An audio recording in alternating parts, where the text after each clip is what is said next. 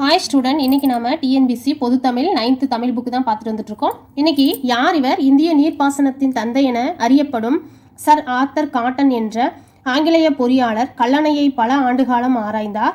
கல்லணை பலகாலம் மணல் மேடாகி நீரோட்டம் தடைப்பட்டது. ஒருங்கிணைந்த தஞ்சை மாவட்டம் தொடர்ச்சியா வெள்ளத்தாலும் வளர்ச்சியாலும் வளம கொண்டு இருந்துச்சு.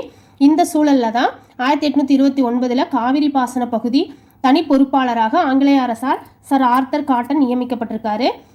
இவர் தான் பயனற்று இருந்த கல்லணையை சிறு சிறு பகுதிகளாக பிரித்து மணல் போக்கிகளை எல்லாம் அமைச்சார்.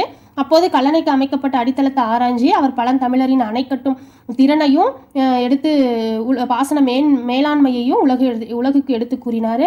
கல்லணைக்கு கிராண்ட் அணைக்கட் என்ற பெயரையும் சூட்டினார். யாருன்னா நம்ம சர் ஆர்தர் காட்டன் தான். இவர் மேலும் கல்லணையில் கட்டுமான உத்தியை கொண்டு தான் 1873 கோதாவரி ஆற்றின் குறுக்கே தௌலீஸ்வரன் அணையையும் கட்டினார்.